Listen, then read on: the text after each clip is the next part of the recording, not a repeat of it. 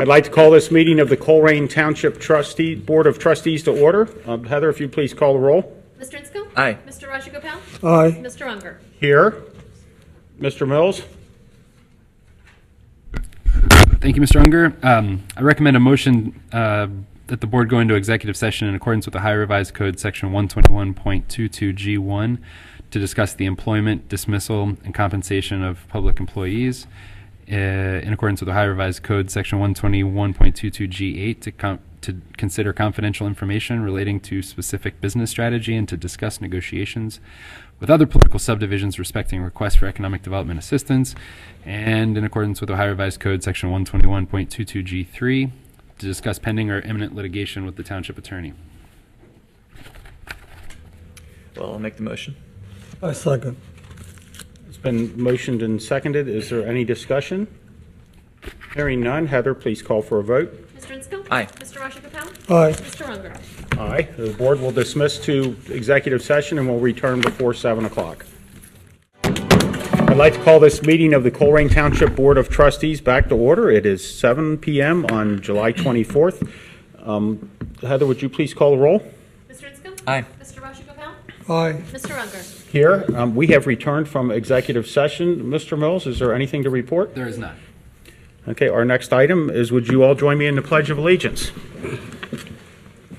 I pledge allegiance to the flag of the United States of America and to the republic for which it stands, one nation, under God, indivisible, with liberty and justice for all.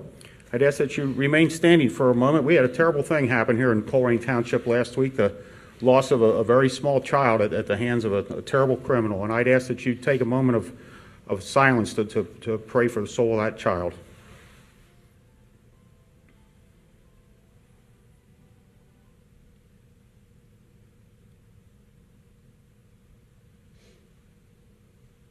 Thank you. Thank you. Our next item is the fiscal office. Mrs. Harlow.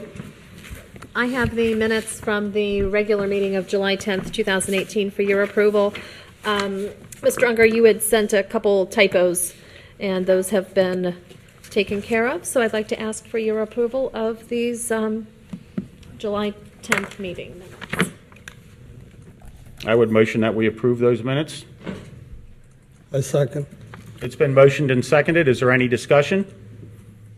Hearing none. Heather, please call for a vote. Mr. Insco? Aye. Mr. Rajagopal? Aye. Mr. Unger? Aye. Here they are, if you'd like to go ahead and sign them. Our next item is citizens' address. I've got 3 from Kathy, Rich, and Stephanie. And we did put a new note on these to hopefully improve the flow of the meeting. Your address is a topic on tonight's agenda or not on tonight's agenda. And I'll start with Kathy Moore on top here. My item is on tonight's agenda. Hello, Kathy. Good evening.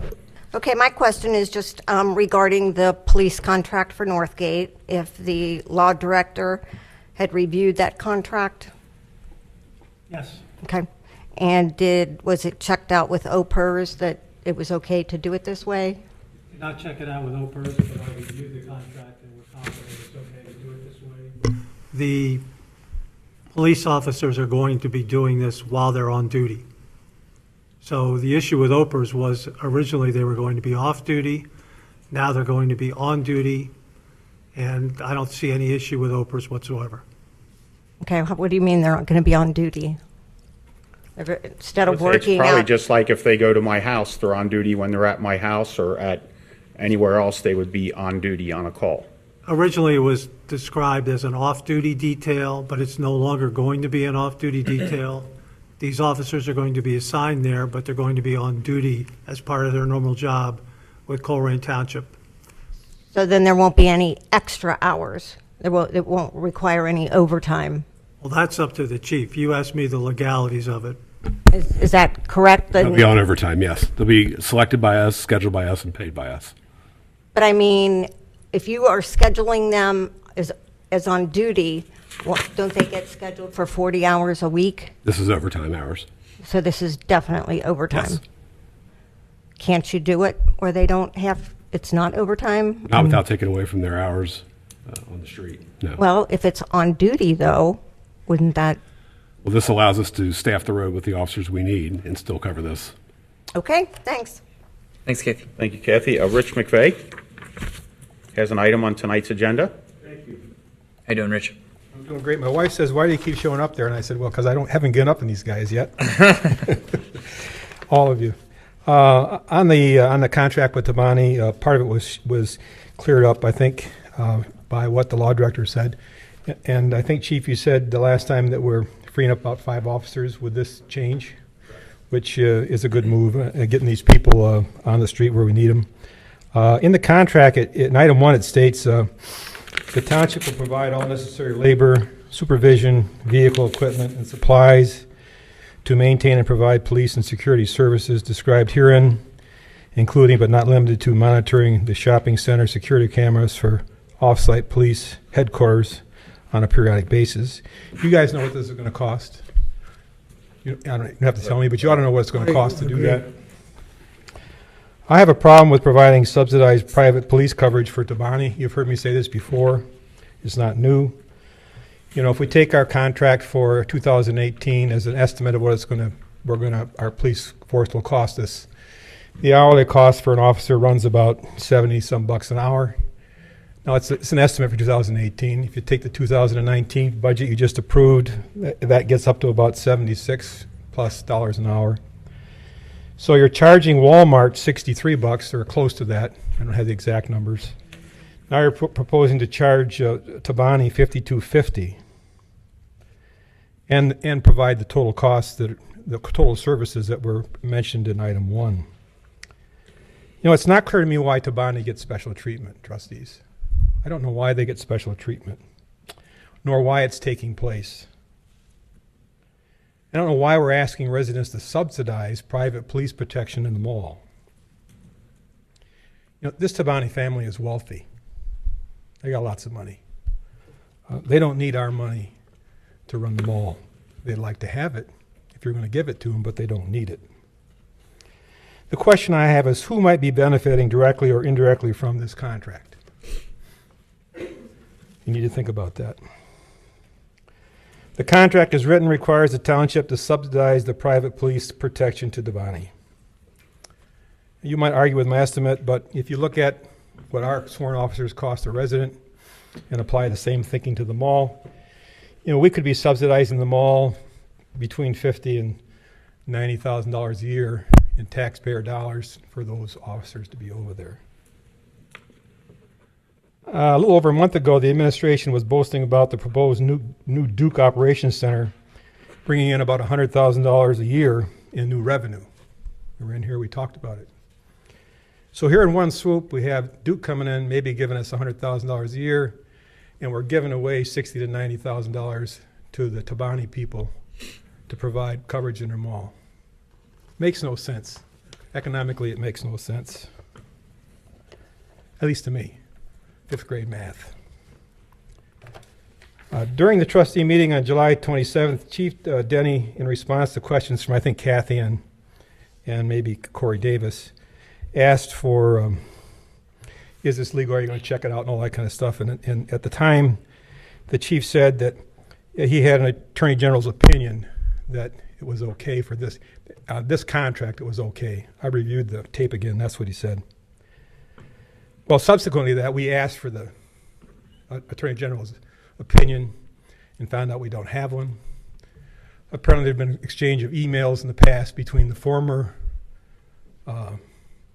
Attorney Reuter, and maybe it's alleged that the law director had a verbal conversation with the Attorney General's office and said this was okay. I'm not a lawyer, but I don't think verbal opinions count. I think Attorney General's opinions are written, and you don't have one. I don't want you to get in trouble. That's what these people have said. Now, in both of these cases, the law director has been involved. This brings into question if he is using his own opinion or Ohio law upon which to base his recommendations to the trustees. Sadly, trustees, the record will show that there are several instances of recommendations made by the law director for which he can't or will not cite the underlying code. In our last meeting, a resident revealed the law director was not following the proper procedure in replying to the Ohio Open Records Law. He gave you the data. This is the same law director who was photographed in a private meeting with 2 prior trustees, which appears to be in violation of the Ohio Sunshine Law. To me, this country kid, these are all troubling matters from our law director. You need to take it in serious consideration that he is in fact following the law. Another point, did you read in the paper tonight that the Green Township announced a $57 million development at Western Ridge? on Very the hill? envious. Okay. What about those guys in Green Township and the gals? They appear to be getting hospitals and medical centers and more upscale eateries and office complexes, while Colerain residents are left with much less. To this resident, it appears that priorities of the township administration are mixed up. We're going after things that aren't big hitters like they get in Green Township.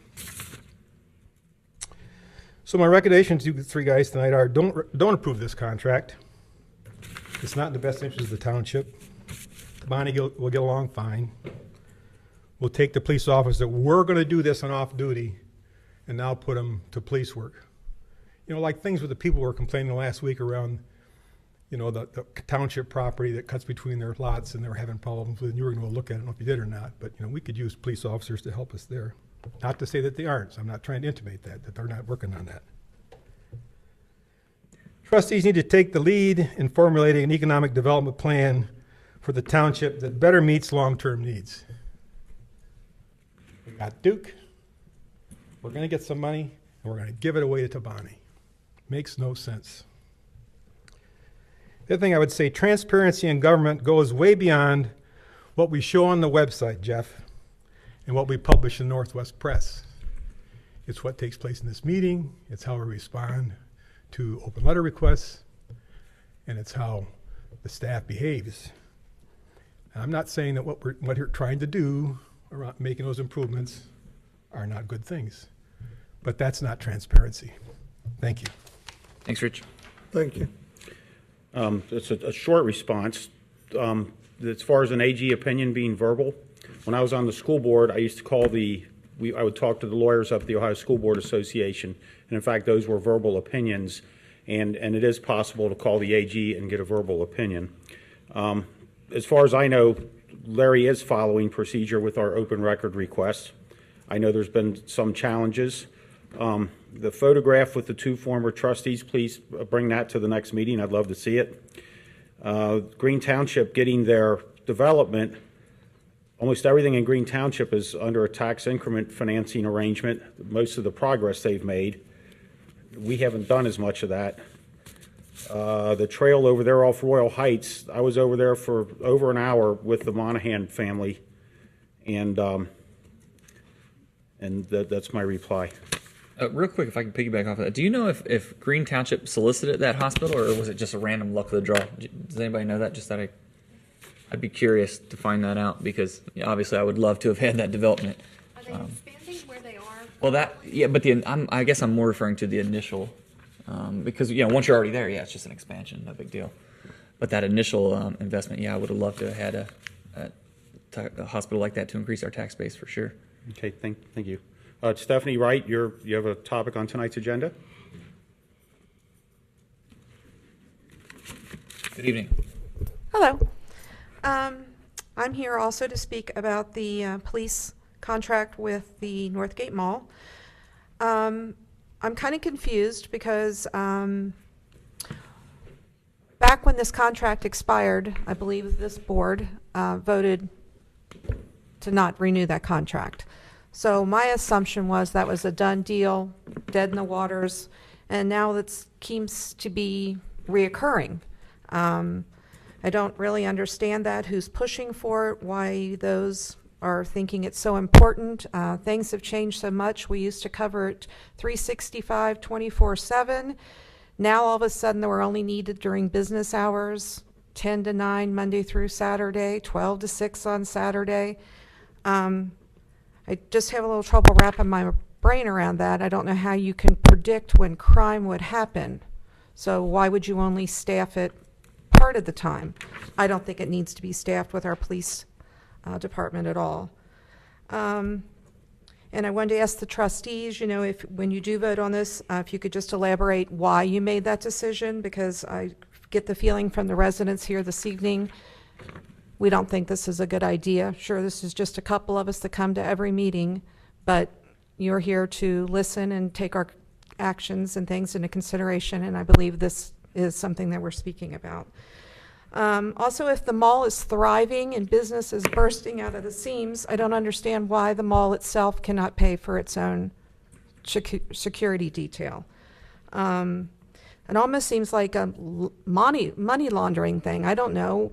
We send them there, our police officers there to work. They bill us. We pay them. It's just like, I don't know, a checkerboard or something. Questions it a little bit. And then I also had a question on the new contract that we're signing tonight with the lawn care services for the abatement and property maintenance. We just signed a contract with another company on April 10th, 2018. I was wondering why we no longer are using that company. That'll be addressed in the agenda item, so Okay. stay tuned. So my assumption is that they weren't doing what they were supposed to be doing, and probably no one caught it until a resident perhaps brought it up at a meeting that the properties might have looked better with high grass instead of a cornfield where they just left the clippings lie. But I'm glad to see that some of the administration and board is listening to the residents. Thank you. Thank you, Stephanie. I'd like to follow up. We did not vote to end that contract. I believe we just let it sunset. Is that correct? It expired. So there was no vote to end that contract.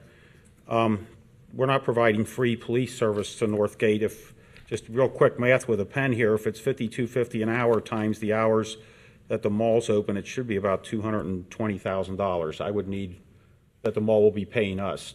Yeah, it's a contract for service. I mean, if we staff it every hour on the contract, it's going to be something in the range of two. So we're not giving them anything for free, No. and we're saving a lot of runs there. Yes. Okay. So that was the three that I had, and with that, we will move on to the new business. Mr. Mills. Very good. We'll start new business this evening with planning. Ms. LeCount. Thank you. Two items for you. The usual resolution declaring nuisance and ordering abatement. Recommended approval of the resolution to remove uncontrolled vegetation and or refuse at the listed properties. Resolution is recommended to allow this Board of Trustees to abate and assess properties with Ohio Revised Code nuisance violations. I'll make the motion. And I'll second it. It has been motioned and seconded. Is there any discussion?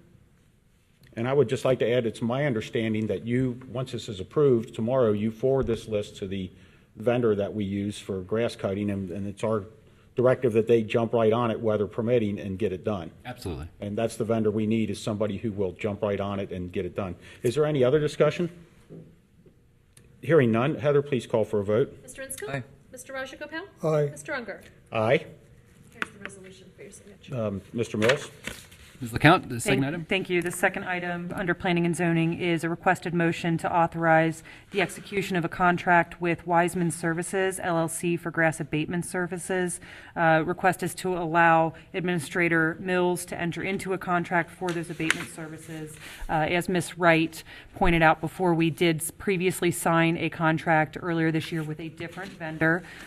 We have provided the 10 days written notification to terminate the contract with that vendor because our expectations were not being met. This was not driven by any particular resident complaint. This was driven by staff not seeing the fulfillment of that contract as we expected it to happen.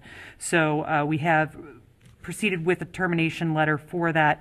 Mr. Mills did enter into a short-term agreement with Mr. Wiseman Services LLC to cover the time between the termination of that contract and tonight's meeting, and so that was capped at $2,500, which is what Mr. Mills is allowed to sign for. So that contract will end as of today, and pending your approval, Mr. Mills will sign that new contract tomorrow. I can tell you that Mr. Wiseman, upon signing that short-term contract, had the properties that we had listed, had those abated that very same afternoon. So we were very impressed with his very quick turnaround and his professionalism in doing that. So requested motion to authorize Mr. Mills to enter into a contract with Wiseman Services LLC for the remainder of the 2018 grass cutting season. I'll make that motion. Second. It's been motioned and seconded. Is there any discussion? I called Jeff. I go past, it's at 7175 Sheed Road. I had called you and noticed the grass was down to 2.5, 3 inches, which looked great. It was a lot better than it looked in the week or two before that, and I guess that was the new vendor that went out and cut it, perhaps. I'm not sure. That may not have been the new vendor.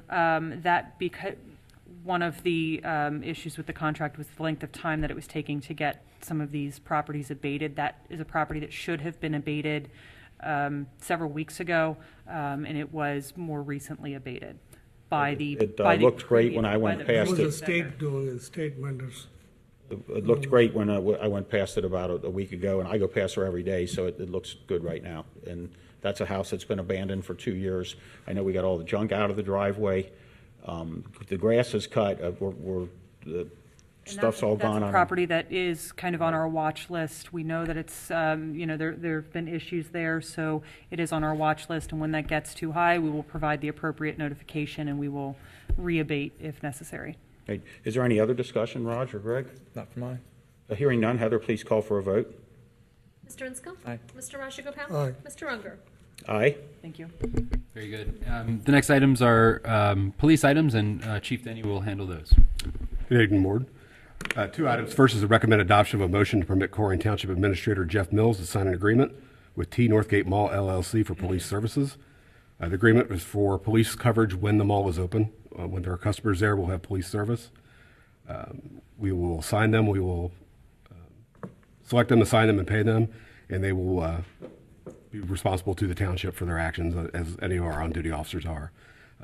Some of the items that were brought up in the discussion, the math is interesting sometimes, but based on just the dispatch fees and the officer time, we stand to not only get the $220,000 from the contract, but to save upwards of almost $70,000 in dispatch fees and officer time.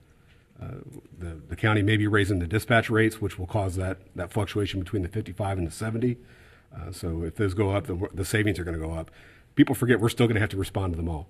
So if we pull all these resources out of there, we're going to be going at least 5 to 7 times a day and sending our officers off the street where they could be doing other work throughout the township to respond to these calls for service. This allows us to maintain a physical presence at a very important location that I feel has actually helped spur economic development throughout the township. It allows us to divert calls while keeping people on the street, and it returns 11,000 hours of patrol time to the community. The recommendation from the administration is to approve the contract. I motion for approval. Second. It's been motioned and seconded. Is there any discussion? I do have some discussion. I guess well, first of all, let me address Stephanie real quick and her comments about that. We're always listening, and I think I can honestly speak for the two of them and say they're listening too. We don't skip a beat when it comes to listening. We are all allowed to disagree, but respectfully, obviously, but we certainly listen. As far as predicting when crime happens, you kind of can predict when crime happens. I mean, when the mall is closed and no one's there, in the middle of the night, there's not going to be any crime. So you can predict that theoretically there's not going to be crime in the mall because it's not even open. So as far as the mall thriving, yeah, I do believe it's thriving. I mean, anytime someone can buy a piece of property for $100 million less than what it was originally purchased for, there's a huge window for profit there, or a huge profit margin, I should say. So I have no doubt the mall's thriving. I mean, they're in the 80th percentile as far as occupancy. That's phenomenal. That's the equivalent to what it was in its heyday when we all remember going to the mall in our younger years. But the difference is then versus now is now it's a lot of local tenants, whereas back then it was a lot of national tenants. So that's where some of the misperceptions kind of come in. But the occupancy rate is there. And again, when you can buy something for $100 million less than what it was originally purchased for, you don't have to have all national tenants to be profitable. So I have no doubt they're thriving, and I do believe they're paying. I think even the harshest critics of this contract would even agree this is a huge improvement over the previous contract. Some of the comparisons I heard to Stone Creek. Well, Stone Creek brings in more money. Why don't they have police protection? Blah, blah, blah, et cetera. Stone Creek is not an indoor mall. There's a lot more bang for the buck when you've got, 80-something tenants within a 5-acre field versus, or a 5-acre indoor environment versus Stone Creek being half as many tenants spread out over a lot bigger area. And quite frankly, I don't think that we have the run volume up there that we would have anyway. So I don't know that that's necessarily a fair comparison either. But getting back to the why I didn't make a motion here, Larry, I don't mean to put you on the spot here, but I did have a resident ask me if they thought I should vote on this, being that I am a tenant in the mall myself. I'm a local tenant. I don't see how this could, obviously there's nothing nefarious, but I don't see how this could affect my voting one way or another. The reality is, everything we vote on, my understanding is we're not supposed to vote on anything that directly impacts our property values, right? But the reality is everything we vote on, we have to live here, that's statute. Everything we vote on affects our property value. Why wouldn't we want to increase our property value? Now, with the mall deal, it certainly doesn't affect. Why wouldn't we want police protection up there? When you have the prototypical mall cops up there that aren't armed, don't have a badge, aren't sworn in, it's a recipe for disaster. We've seen that happen with malls. These guys are respected. Our officers are respected. They go up there. They do a great job.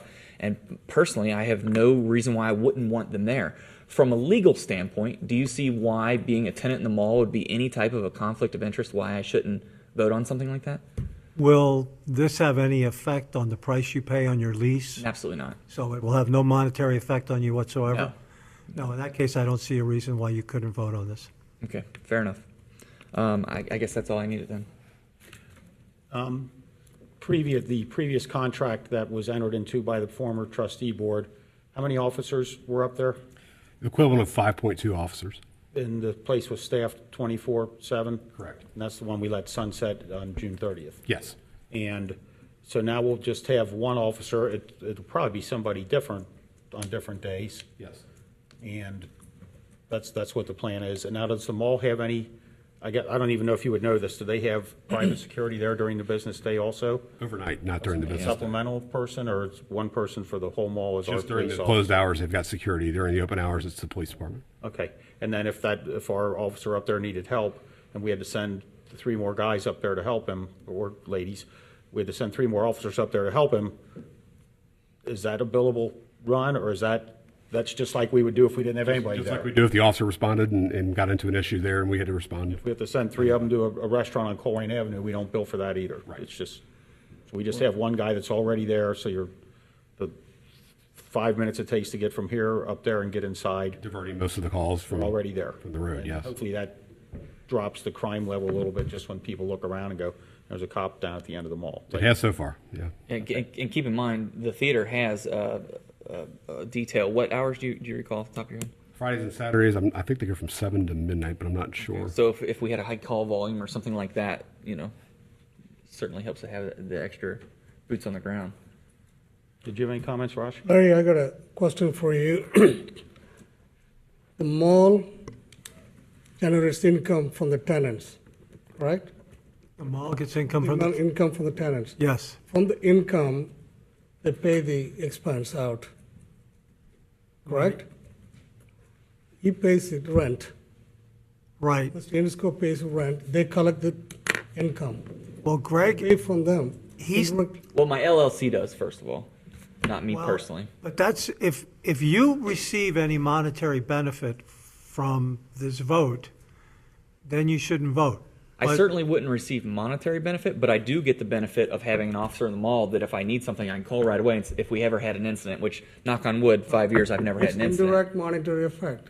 Indirect, I would agree to that. But is that If you believe that there's a monetary benefit for you, then I would abstain. Based on what you told me, it did not sound to me like you had a benefit in a contract that would preclude you from voting. Everybody in Colerain Township receive some benefit from having police officers available to come to their homes, the quicker they get there, et cetera, et cetera. If you're concerned, I don't want you to vote on something that you have any concern about. You're not allowed to vote on any kind of contract that would benefit you or your family or things of that nature.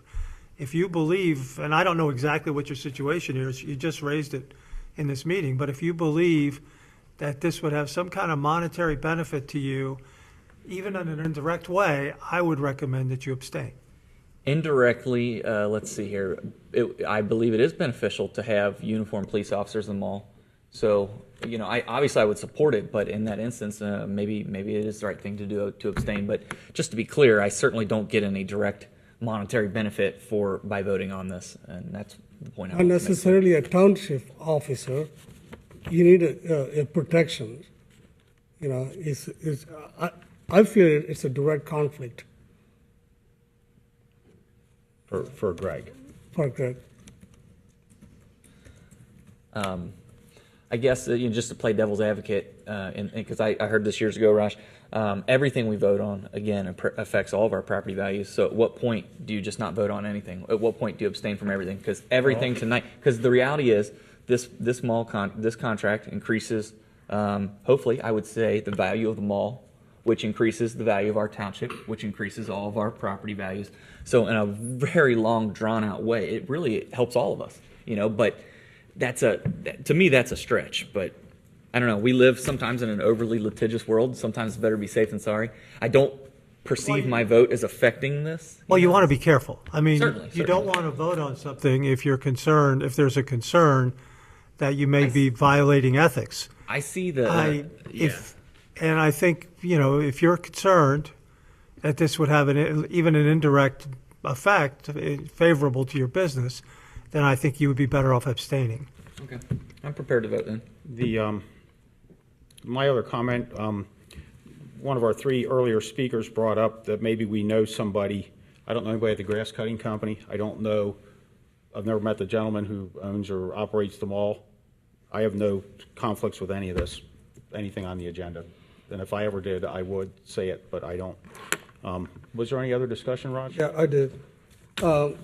Actually, I initiated that contract to be expired. When the time, end of June, I approached Mr. Mills and, talked about my concern. I think the $52.50 getting for the officers, I don't know, that's that much money. According to the contract, we assign all necessary labor. Also, we provide supervision, vehicle, equipment, supplies, and security cameras. We got off-site security cameras to watch what's going on in the mall.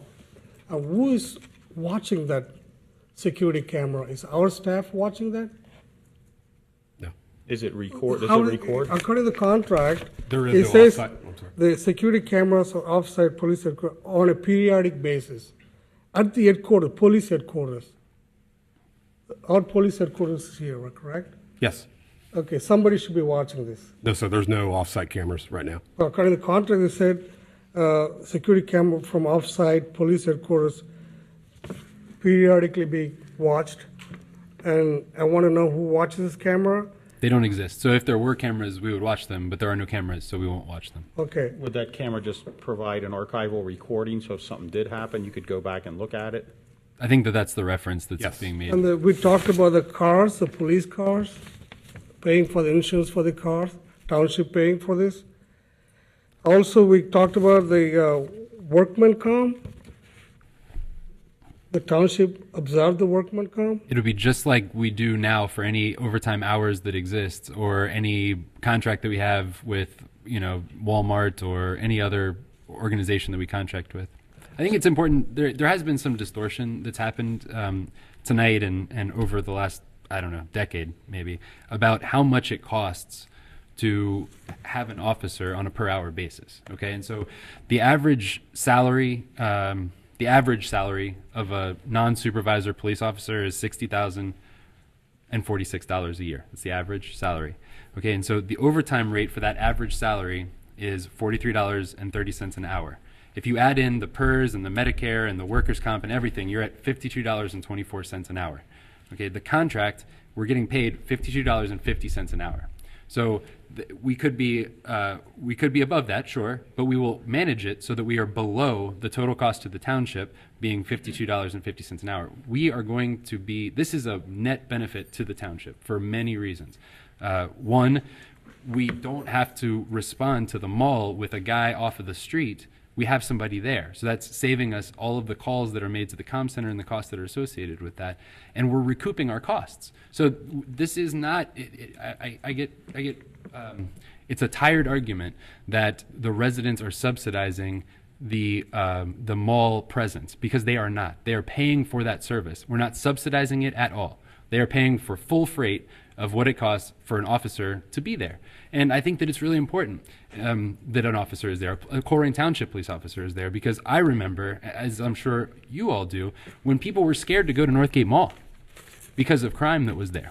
And when our police officers were there, it has changed. It has changed dramatically, and I think that that's a benefit to the mall, but also to all of us that want to enjoy the benefits of the mall. So I just want to make very clear: there is no subsidy to the mall. We are not subsidizing the cost. They are paying full freight, and I think we're getting a great benefit from it. So, I watch other malls, Kenwood malls.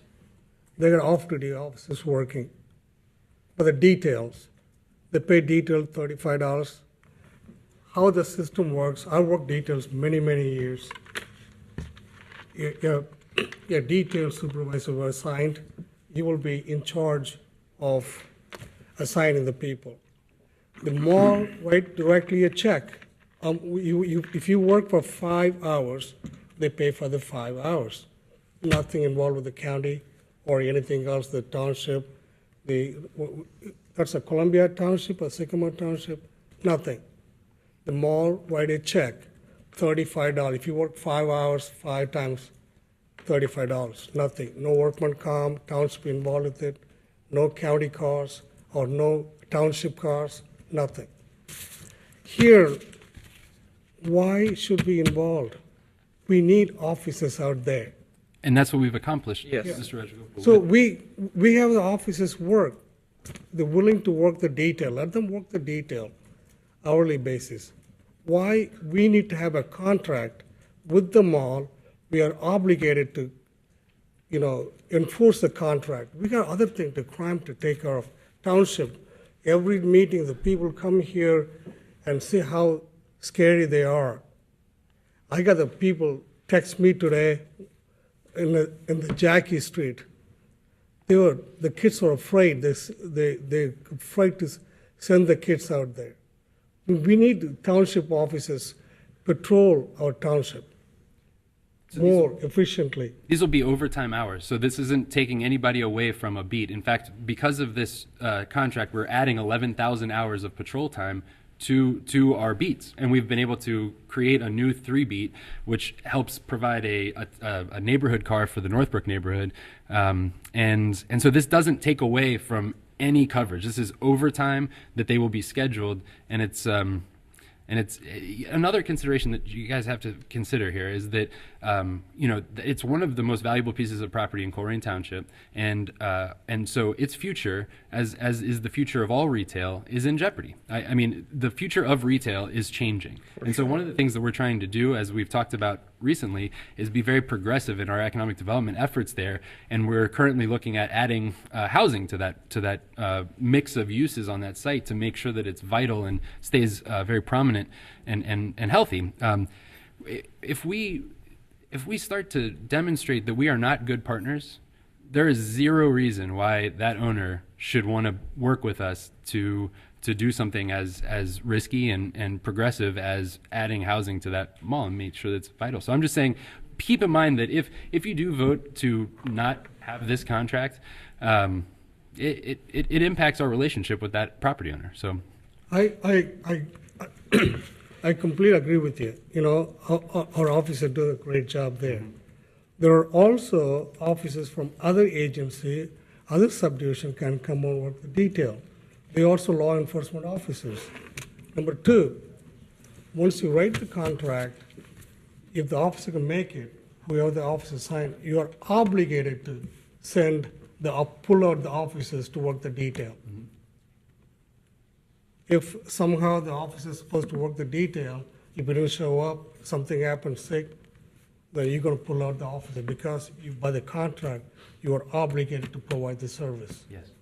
So you're going to pull out the cops from the beat cops. No, never. How are you going to do this? That will never happen. How are you going to do There's a list of officers who agreed to be eligible for mandatory overtime. They will not be called off the street. No, we will never lose an officer off the street for this detail. You In get an fact, we're agreement with the adding- other officers? I'm sorry? They're going to sign the contract with the other officers? We have an They're agreement with gonna- those officers already in place, yes. I don't know. I don't This know allows how us to this is put- going to work, but one thing I'm for sure that once we write the contract with the mall, we are obligated to fulfill that contract by providing the officers. Yes. Yeah. Yet, we still can provide the security, like you mentioned about provide the service. Put it the voluntary, that officers from other agencies come and work detail. But they also can provide the same service. What our office can provide is we don't have to deal with all the workman comp, all the overhead costs, and tying up our police cars. The cruiser is actually an extra car that will be kept there unless it's needed on the road. This, making payroll deductions is something that we do every day. I believe that we have the finest police force in the region here, and I don't see a reason why, if we can cover this without removing people from the road, and in fact will add 11,000 hours of patrol hours, back to the road. I don't see a reason why we would do it any other way. It's not a compelling argument to me to just for the sake of allowing the Hamilton County Sheriffs or the Madeira Police Department or City of Cincinnati Police Department to come in and take care of this when we have the relationship. Generally, what happens with that is that officer will call our officers to make the arrest because they won't make the arrest. The detail officers call whatever community they're in, that officers comes over to take us. So you're going to take another officer off the road to take care of that as well. So we're still going to be responding to them all. Actually, they are like peace officers. They can make an arrest if the That crime doesn't happen, sir. happened, or they have the power to arrest. If there's a crime occurring at the scene, they're all peace officers. That's not what occurs, sir. They call the community that they're in to make the arrest. Courtesy they can call. Not courtesy, that's practice. If there is a crime happening and that right in front of the officers happening, they have the ability to make an arrest. And then call us to take care of all the work, though. That's what happens. Yeah. And they're not going to put themselves in jeopardy to do Yeah, that. they call us and we take care of all the paperwork and the transportation and everything else that goes along with that. That's like a citizen's arrest. I don't want to rely they on don't that. leave the Citizens arrest is different than the police officer arrest. Yeah, the detail officer doesn't leave the detail to take them to jail or to do anything else. Kenwood Mall is doing very fine with the detail officers as the largest mall. So one can we try out here with the detail people, with the detail officers? So let's see. All this discussion has brought up a few more questions for me. I don't think the rate of $35 an hour for a Hamilton County officer is accurate. I think that's a discounted rate, and I think very recently, the county commissioners, let me walk that back. They're not allowed to do that anymore, and that's why Green Township just let go of beat. Or how does that, do you know a little more detail on that, or what is the county rate nowadays? Green Township was paying at a reduced rate, and the sheriff is required to recover 100% of his costs. So that's not a 100% of cost rate. And as an off-duty detail, I don't know what the county's rate is offhand, so they may charge a different rate. I don't know, but that's certainly not. You commented earlier that we might have 5 to 7 runs to the mall a day. If we had no contract and we were going there to provide service, somebody's locked out of their car, somebody's car got broken into, whatever, what does it cost us to send a man or woman over there, an officer over there to? You'll send upwards of $70,000 a year if you don't have an officer at that mall. Right. If there is a call for service at the mall, who is compelled to respond? Is it our agency? It is. Is there, and Greg has detailed, and I hope we can get a vote out of this, which we will, because I'm going to call for a vote in a minute. Real quick, I don't mean to interrupt you. Larry, if we had a yes, a no, and an abstention, It does not pass. not not pass. pass. That's what But I'm I would have to ask this: if you're employed by the Hamilton County Sheriff's Office, Raj, and you vote on this, and we would end up with a Hamilton County officer over there somehow through some combination of things, I wouldn't want you to get in trouble either. So I'm not promoting have the Hamilton County guys come and work there. I'm not promoting for that. I have no ties to anybody on this. Mr. Unger, there's a presentation that that Chief Denny prepared. Before you guys take a vote, I think it's important that you have. I didn't realize that this was a contentious issue, and so what I'm going to ask Mr. Denny to do, Ms. LeCount, if I email this presentation to you, would you pull it up on the board? And it's very brief, and we'll be able to. It's the last thing on the agenda, and as board president, I will allow that as part of the discussion. Okay, thank you. Because I haven't seen it. As board not president, I would also allow it. Craig, I want to make sure I understand. You're going to abstain. I don't know. I haven't. You'll know when I'm, I call- yeah. You'll know when I call the roll. I don't know. I mean, I just wanted to make sure that we were clear that you don't want to vote if you're going to receive any financial I know for a benefit. fact I don't receive any direct monetary benefit from this. Or indirect.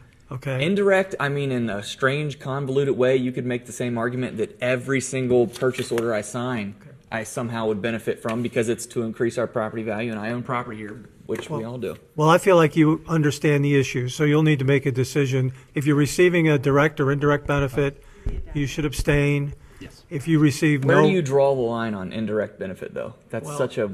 I would say if you're not a 5% owner of the mall, then you don't have an issue.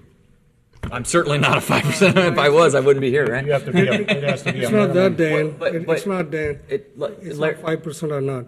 It's part of the interest in the mall, since you hold the business there.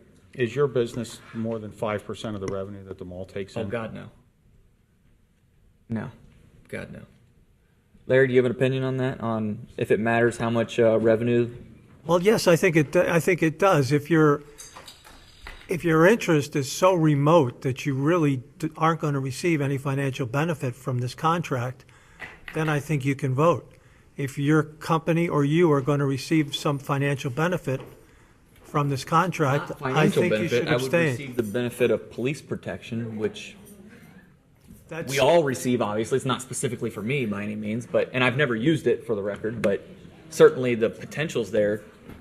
But you're going to have police officers there anyway. So I think you have to make the call, but I'm just telling you what the law is. If you receive a monetary benefit that's either direct or indirect, then you should abstain. And if it's a close question in your mind, I would err on the side of being safe.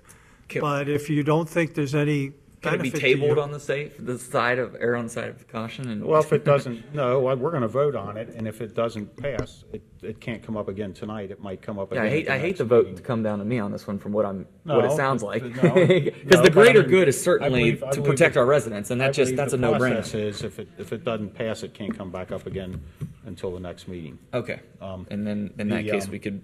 Well, did you have your presentation? Do you think it's going to key up? I think so. No worries, take your time. And that said, I'm glad we're having this discussion on it. As I've mentioned before in previous meetings, the three of us cannot talk outside of a meeting. Right, Stephanie? So right now is the first time we're discussing this, and we don't talk outside of meetings. And Do you want us to discuss it less then? Is that what you're saying? Would you like to come to the microphone and discuss it with us? No, but I'm glad we're having this discussion. We don't get a chance to discuss stuff unless we're sitting here in a meeting. So go ahead, Mark, is that ready? Yes.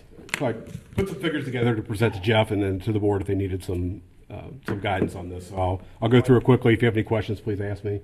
On average, we go to 5 to 7 calls per day to the mall. That could be for shoplifters, usually it's for arrests, for incidents that are occurring at the mall. The average time is about 30 minutes. Now, I'm being conservative with the figures because I'm assuming one officer, only 30 minutes. That's not always the case. Some of these calls are taking 2 to 3 officers and it takes longer.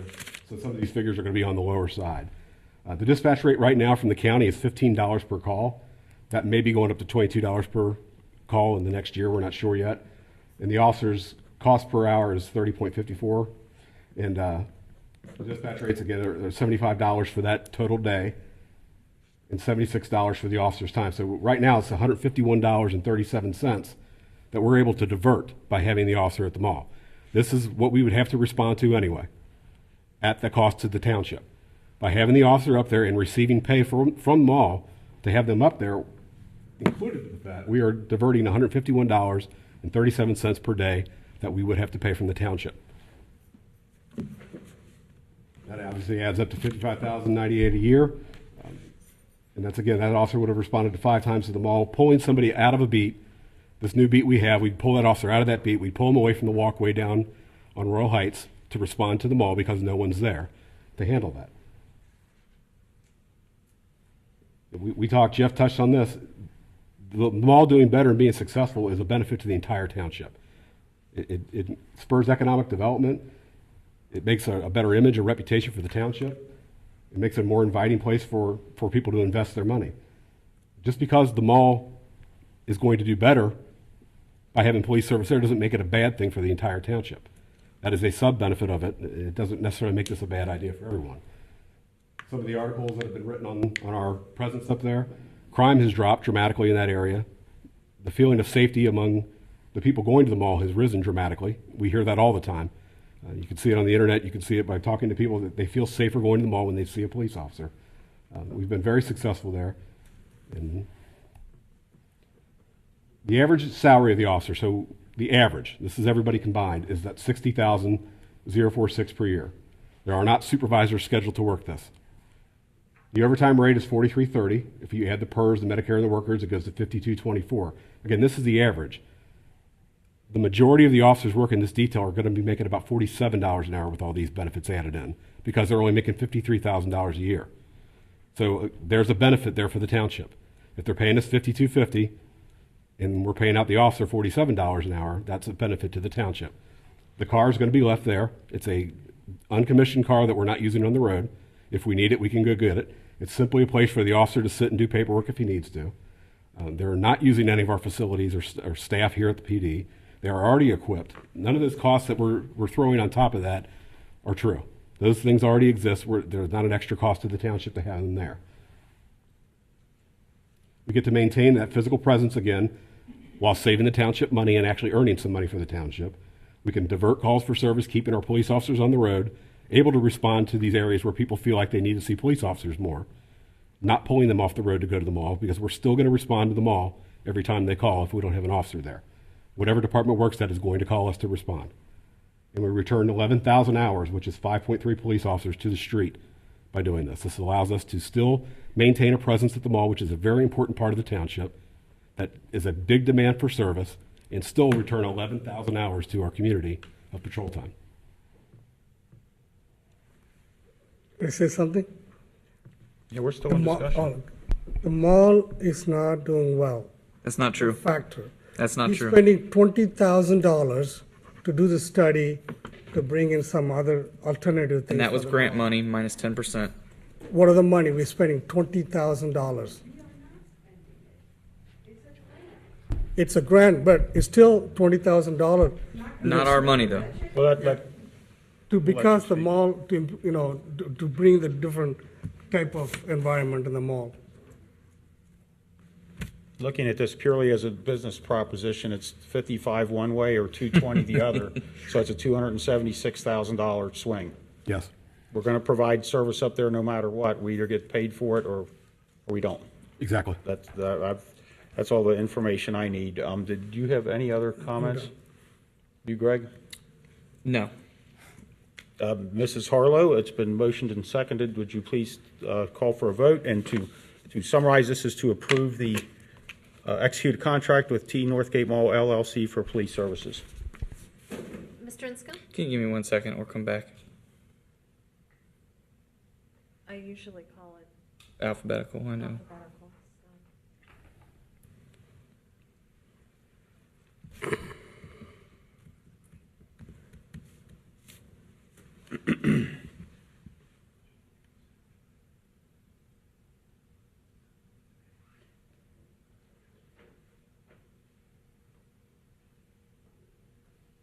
Bear with me.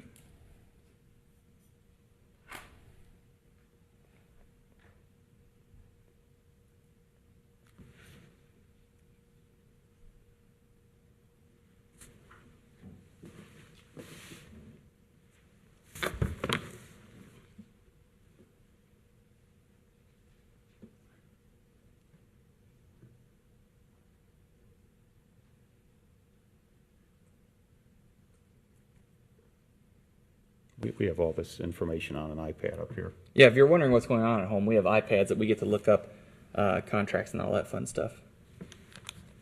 Okay, so let me just say this. This is a no-brainer of a contract unless you live in an overly litigious world, right? I get no monetary benefit from this as a business owner in the mall.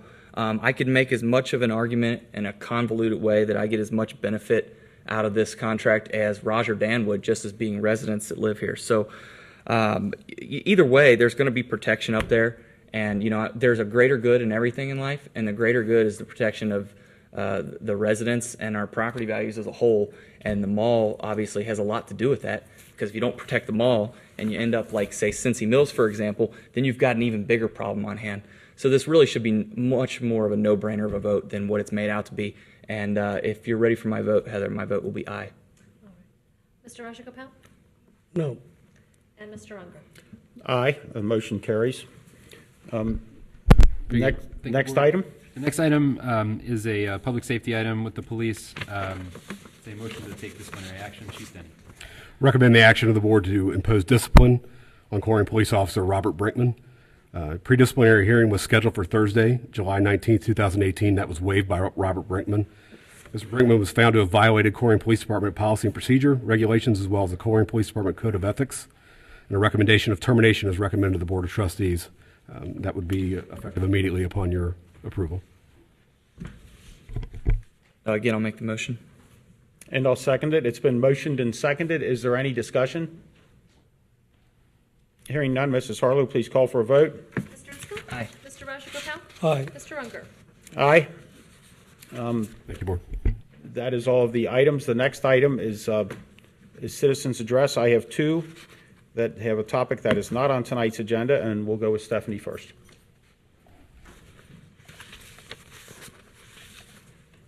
Welcome back. Well, thank you. First of all, I'd like to thank Jeff, our new assistant administrator. After our last meeting, I had a few questions, and he promptly got those answers for me, matter of fact, within a day.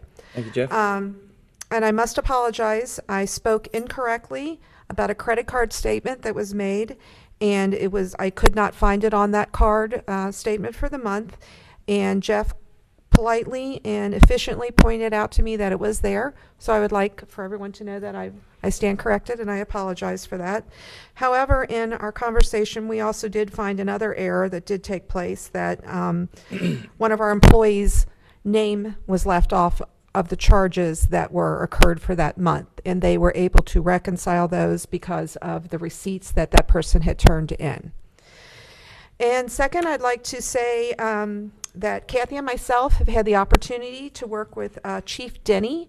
We are volunteering for handling of the false alarm calls that are plagued with for our township, with calls coming in and resources being lost on not having the time and energy and monies to follow through. As the board might be aware, you all did deny a resolution to hire an outside firm to do this.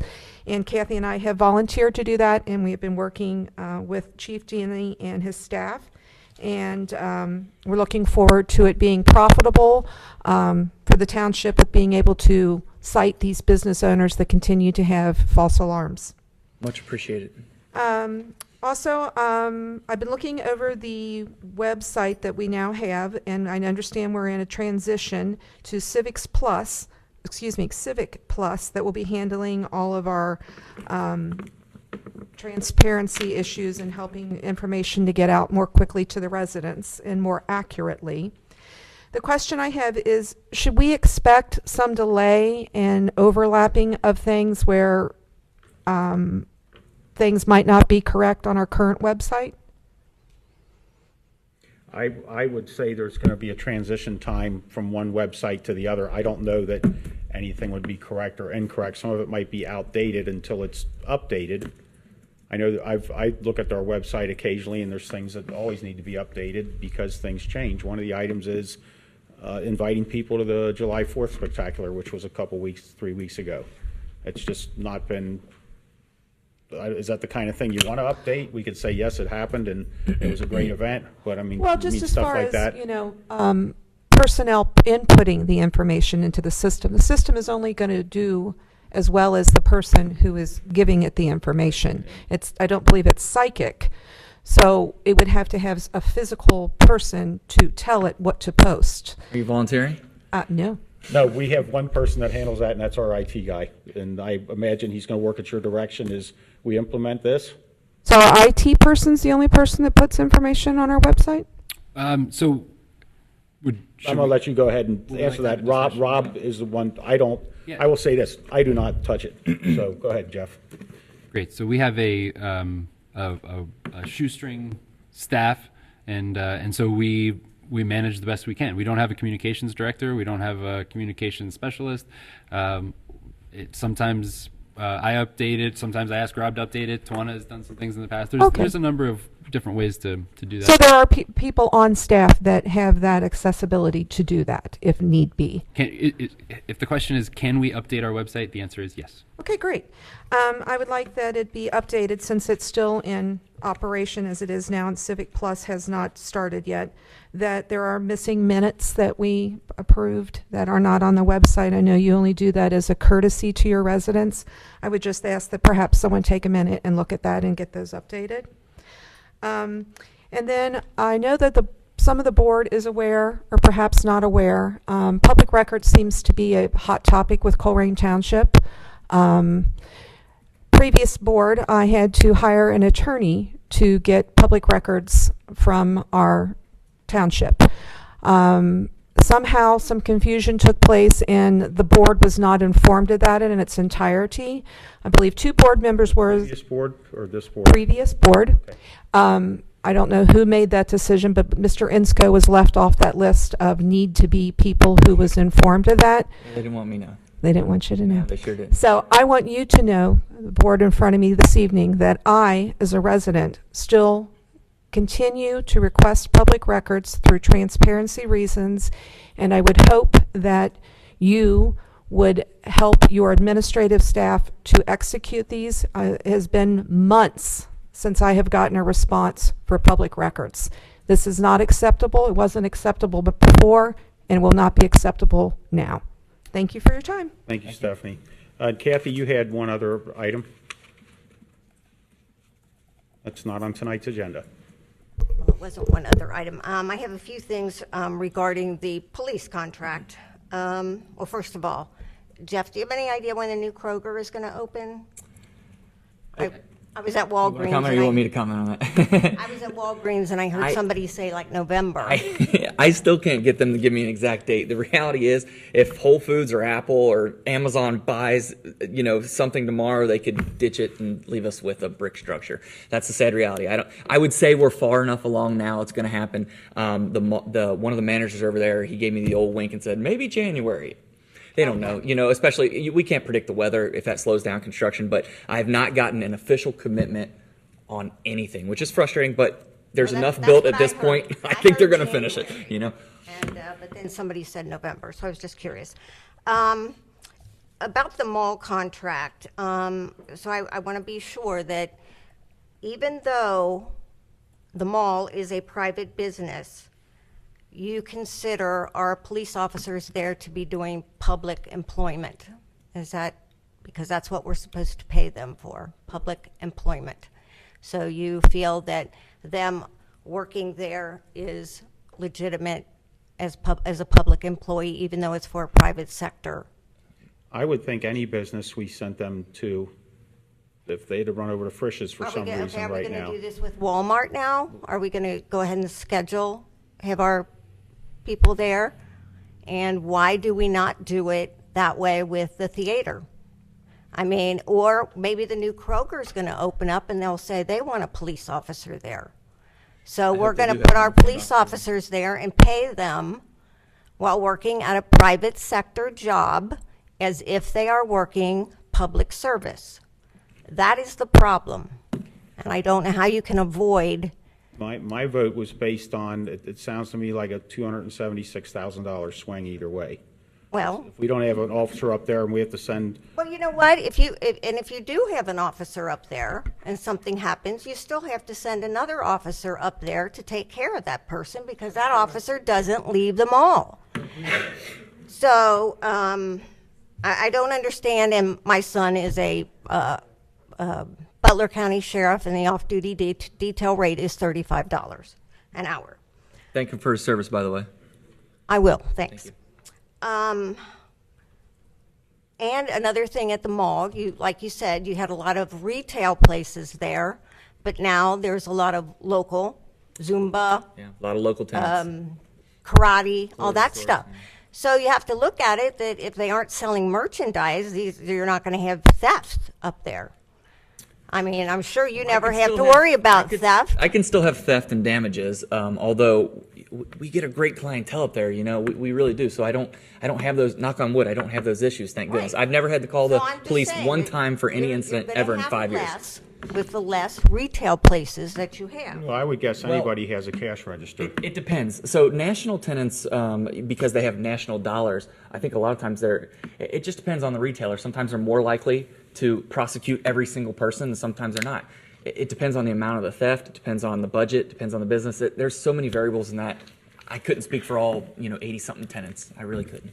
Okay. Me personally, it would take an unbelievable amount of destruction for me to take somebody to court. You know what I mean? It just wouldn't be worth. Well, and also, if there is a theft there, I mean, it's not like that person has to be contended with right that minute. They can sit there for hours and wait. It's not a emergency or anything that we go pick up this shoplifter. So I just think you're putting way too much importance on this mall. And like I said, if another business wanted to have a police officer there, or what if most of the businesses wanted a police officer there?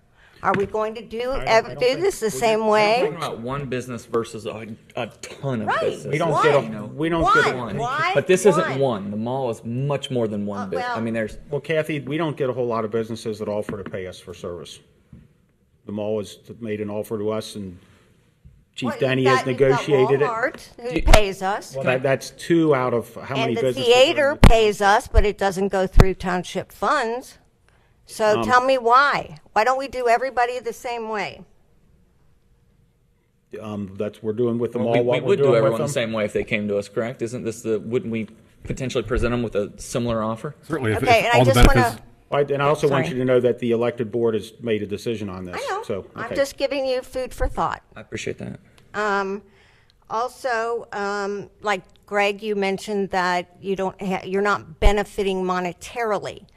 Well, I would just like to say that in our former CIC, we had Jim Eckhoff on that committee, and he did benefit Yeah. by getting those apartments torn down and having this senior living there. Oh, That is a certainly. benefit to him, and it's not monetary. And So to he his, did benefit. if I was going to play devil's advocate to his defense, wouldn't you want somebody on the board that's invested? Wouldn't you want No, someone that's that a cares? conflict of interest. It's a conflict of interest if you're doing something nefarious, And I don't know the details of all that. That was most of that was before my time. I That's couldn't tell you perception. for That's sure, which perception. is Colerain's biggest problem, in my personal opinion. Okay.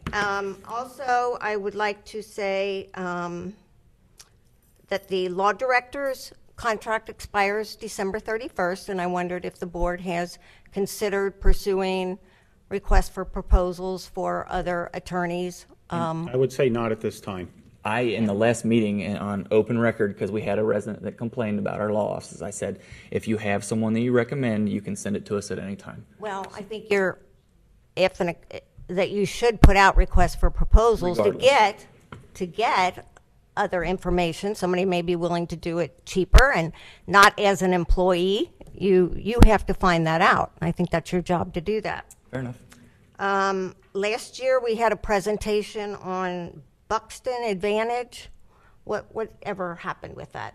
It was something to do with they would know what businesses people in the township wanted us to have or something. It was a presentation you put on, Jeff. Do you remember that? I do. Okay.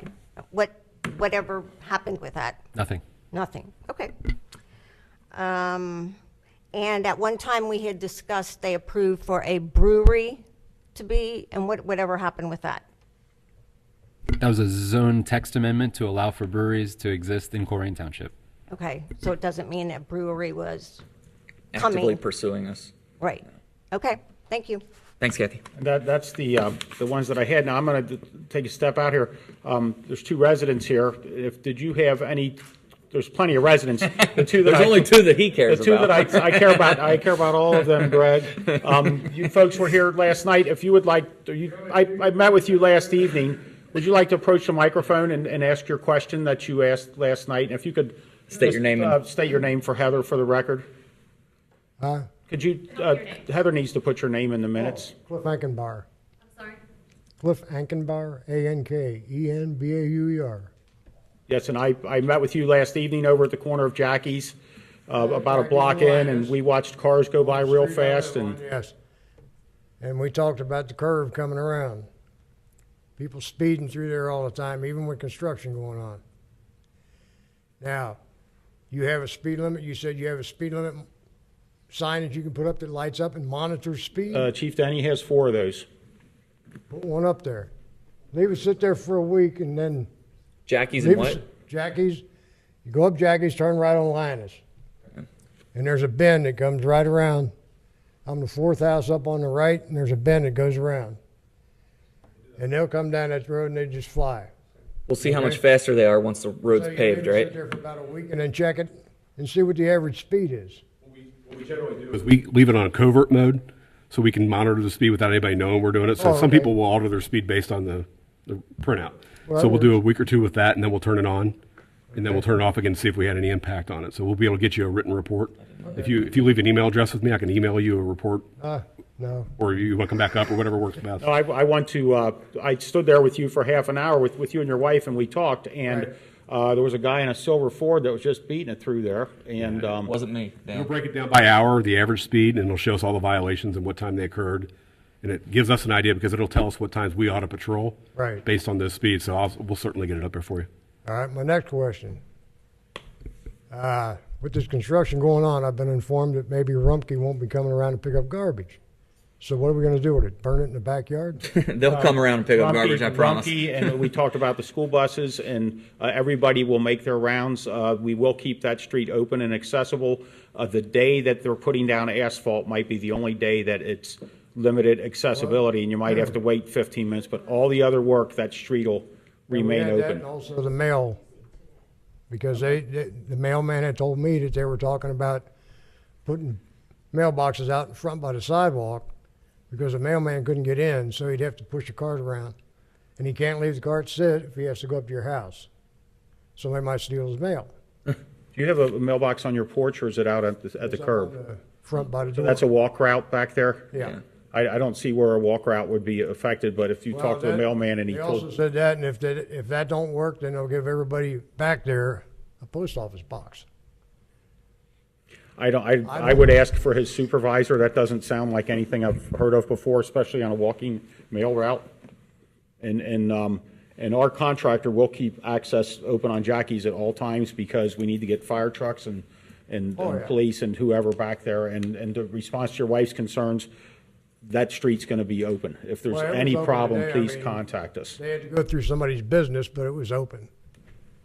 That little neighborhood garage there on the corner, Right. they had to cone that out so they could run there because they had everything from Galveston coming in blocked. You know, Mark, I did notice when I was there last night from Galbraith going up Jackie's to the first street, there's 3 or 4 cars parked in the right-hand, the outbound lane. And I think and I don't know what's involved in turning that into a no parking zone for the duration of the construction. That's a fire lane on the right-hand side.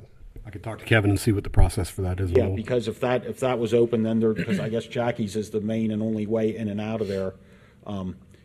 If that was a no parking zone for the duration of the construction, it might help a little bit. Okay.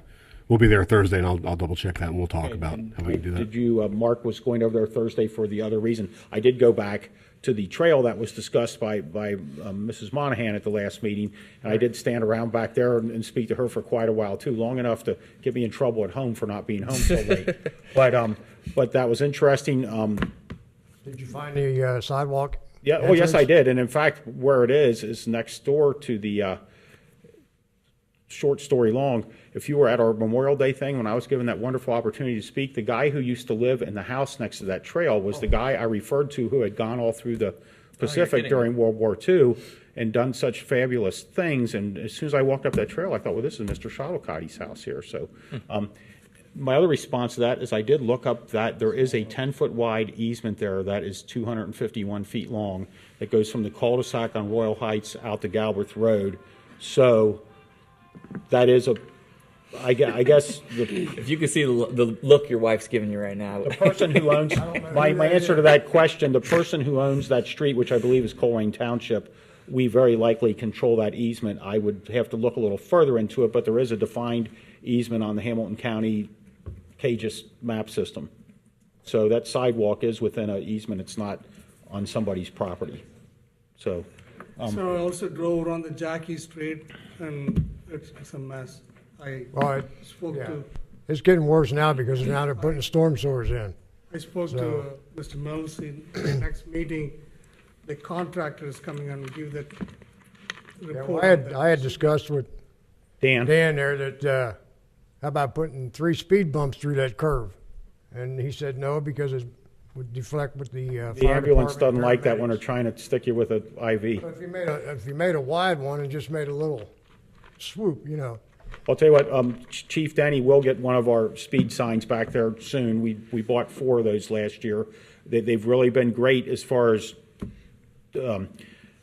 recording what speeds and who's going when and what's the times of day that the speeding problems are worse. No, you know, if you're out there cutting your front yard, you won't be chased by a car, would you? I stood there and watched, and I did contact Mark about what I saw. So, and Chief Denny will look into that. It sounds like we're gonna be over there Thursday. It's Tuesday night, and just be careful and thank you for your patience. You're gonna have a very nice beautiful new new water road. main, and which is Cincinnati Water Works, not us. You're gonna have all new stuff back there. But we'll And take I credit think it's for it. really gonna lift up. No, do not take credit for the water main, because that's its own set of issues. But that's not us. But we can't really proceed until all that's done and pressure tested. So, but thank you for coming up, and please, my cell phone number's on the township website. Anything at all goes on. The only way we know is when somebody tells us. So thank you so much. So moving on to the next item, executive session. I don't believe we I need one. will make a motion to make an executive session. Okay. Anyone want to second? I will second it. Just a second. Would you like to take a look at the list of things that we can go into Yes, executive personnel session? issues, I believe, is one. Personnel issues. That's what my Okay, I request think would be for. you're referring to, 121. G1. You need a motion to go into executive session pursuant to Ohio Revised Code, Section 121.22G1, to discuss the compensation or employment of public employees. Is that what you want? That doesn't fall under what I want. I would have to see the list to figure out exactly. Forgive me. Don't mean to put you on the spot there. Well, this is handy. Thank you. Bear with me.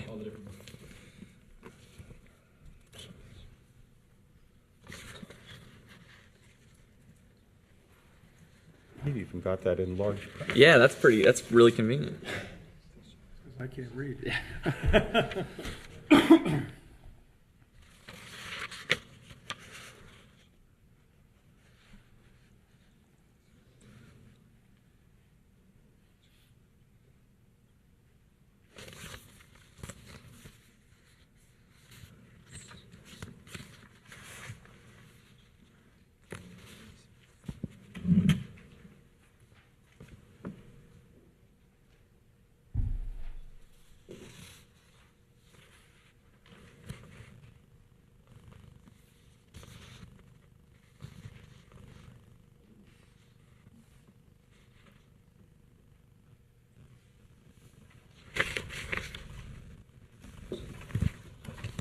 Okay, I think it'll fall under. I'd like to move. You want me to just read it? Yes. Is that fine? Okay. I move that the board go into executive session in accordance with Ohio Revised Code 121.22G8 to consider confidential information relating to specific business strategy and to discuss negotiations with other political subdivisions respecting requests for economic development assistance. And it says it must be a unanimous roll call vote. So my that would be my motion. And I'll I will second Greg's motion. Is there any discussion? Hearing none. Heather, please call for a vote. Mr. Inscoe? Aye. Mr. Rajagopal? Aye. Mr. Unger? Aye. The board will adjourn to executive session and find out what is on Mr. Inscoe's mind. Thank you. And if you're welcome to hang out until we come back. I don't know how complicated Greg's issue is. So we will adjourn to executive session, and please hang out till we get back. Oh, Thank you. the board has returned from executive session. Heather, would you please call the roll? Mr. Inscoe? Aye. Mr. Rajagopal? Aye. Mr. Unger? Here. Is there anything to report from There is executive not. session? No, sir. Thank you for your time. I'll say Our that. next, Thank our you. next agenda item is adjournment. Do I have a motion for adjournment? I'll make the motion. A second. It's been motioned and seconded. Is there any discussion? Hearing none. Heather, please call for a vote. Mr. Inscoe? Aye. Mr. Rajagopal? Aye. Mr. Unger? Aye, it's 8:46 PM, and this meeting is adjourned.